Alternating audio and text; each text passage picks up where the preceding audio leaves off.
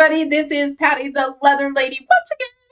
We're talking about saddles today, a Western saddle. That is how to know when to replace the fleece on your saddle, or we call it a shearling also.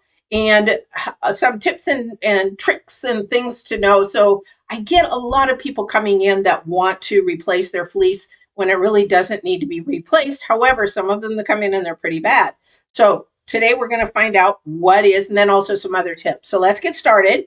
So as you can see, I have this Western saddle that I flipped over. It's on its back. Never, ever, ever, when you are putting your saddles away, never place them on their horn such as this. That's just a tip for saddles. This is going to break down your skirting in the front. So not a good thing to do. As you can see, somebody's definitely done that with the back side of this, and then it is all crinkled. Okay, so that's just one tip for the ones that are starting out in saddles, saddlery, and that kind of a thing. You know, some young people like to watch these videos. So not a good thing. Can this be repaired? Possibly, but we could also put a stiffener in to hold it. But that would be something for your leathersmith to do, your saddlery to do. First thing I would do, this is an old saddle. I wanted to see if there's any holes in it or anything like that. You can see that the saddle strings have gone through the tree on this one. A lot of the times they do that. You are going to sometimes see holes and things around that. Does it bother it? As long as it's not pressing on the horse, you don't have to. I'm going to show you a trick about that because I'll zoom in on this in a second. But the first things first. So what I would do is take a sheepskin brush. I sell these on my website. And it's under, I think, the Sheepskin Care, but it's a bigger brush and it's a nicer brush. This is just, I've had this for eons, and we clean blankets with it. I would clean it to make sure that everything is firmly attached to the skin. If it's a real sheepskin, also it will begin to tell me if this is real or not.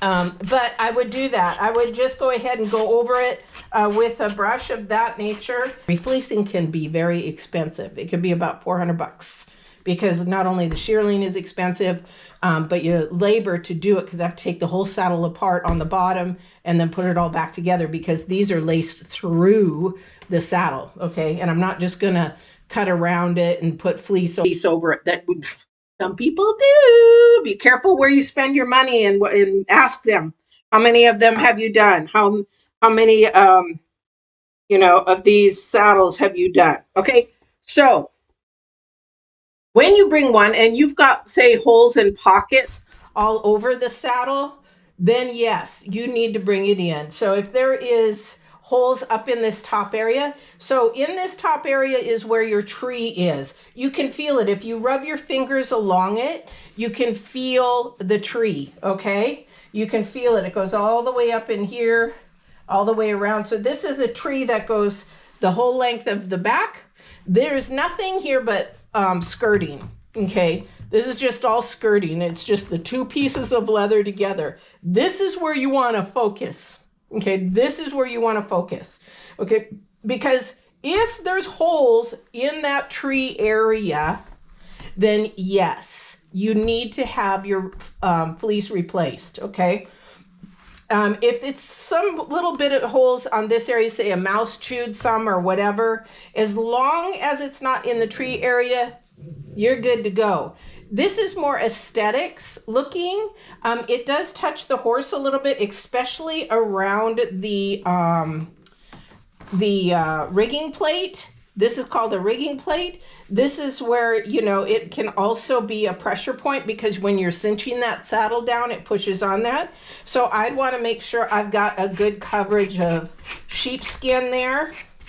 Okay, so it's a very easy answer. If it's not, holes are not on or thinning on the tree part, you're still good to go. All right. The other thing on these is I'm going to check and see. Yeah. Sadly, so when it comes to shearlings on the underside of your saddle, it has become so in the recent, how do I put this? In this day and age, They can make shearling to look so real, and it's not. Okay. Same with leathers. When we go to look, sometimes you really don't even know yourself if it's leather until you really get a handle on it or get to the manufacturing and find out. Especially when you're doing cars and airplane seats and all that kind of stuff. Same with shearling. You don't know until you really examine it. This one is fake shearling. Okay. Feels really, really good. However, I'm going to try to close up on this, but I seriously doubt I think I can. But if you look underneath here, there is material on the underside. Let me see if I can get in close. Let me bring my camera down. I apologize if it's wonky.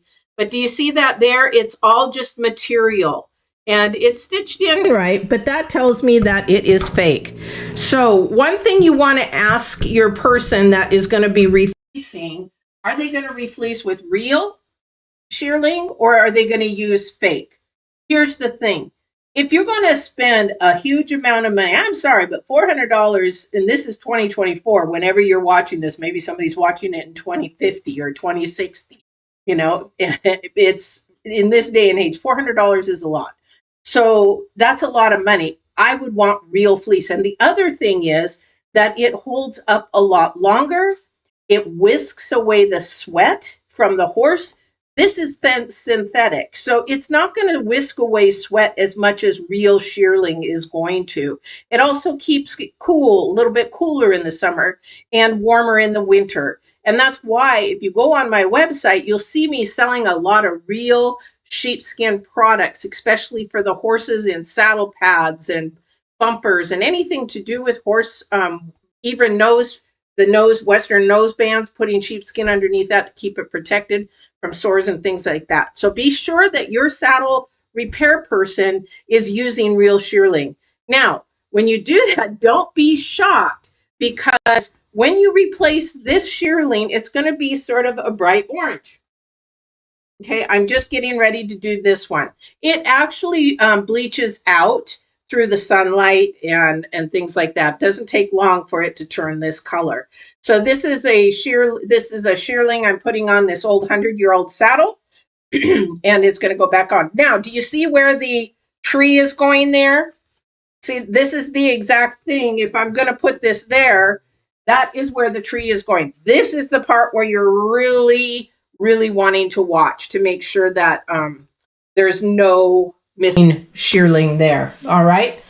Somebody's going to ask me, can I wash it? Hand wash it with gentle soap. The nicest thing that you could do to your shearling is try to keep it clean. Best way is to brush out the dirt after your rides, especially if you've been riding in mud, that kind of a thing. Keep it up. It is skin underneath. So if you're adding any kind of soap, detergent on it, it's going to start to dry and get crack. I can't talk today. Just can't talk. The best, try using baby shampoo. Yes, baby shampoo. It's most gentle. Think about it with your baby. When you touch your baby's hair, it's all nice and soft and things like that. It's very, very gentle on the skin as well. Doesn't make teary eyes, and their saddle doesn't need to cry, but I don't know, when you get somebody this big on it, it might. Sorry, I'm in a mood. So, but the other thing is Johnson's baby shampoo, and this isn't a plug for Johnson's, that kind of a thing. It's just one good kind of thing you can use on your sheepskin, anything sheepskin, that kind of a thing. I was going to share with you one thing. So, if you get a saddle back, or if you get a saddle, and let's hypothetically, okay, this is sewn. So you've got your stitching line here, right? And look at here. I'm going to pull this in just a little bit closer. Hopefully I can get this in here. Sorry about that, guys. And we're going to gear towards this thing here. Hopefully I can see that.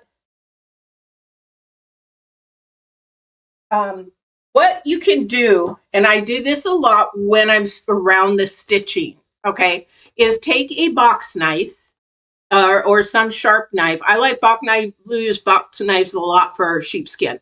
And because it's tight, it's just basically they put this in there and it's pulled it through and it's pulling the sheepskin through to the other side. You can actually take a little knife and go ahead and just cut a little bit, just not a lot, not very deep, and then you can fluff it up. And see, then it brings it up. So if you got a saddle like that, this is a tip that not a lot of people talk about or even know. But then you can actually hide that saddle string a little bit more. And that brings up the fleece around it a little bit more. And that would have probably been a little bit more helpful to the horse. They sort of did that over here on this one. But I do that around stitching a lot, just to bring it out. And it also aesthetically, see, now this one's all nice and puffy and higher than the others. Because once we get done with the shearlings, sometimes we go and we shave and trim them so that they're all nice and even. We trim the edges and that kind of a thing. So that's a helpful hint. Check your saddle, see if you need to do a little bit of adjusting. And just be sure, don't go deep. You're just cutting those top hairs a little bit and pulling them up and fluffing them up. All right? Hopefully this was helpful. Don't forget to go to theleatherladyllc.com. Take care and have a blessed day.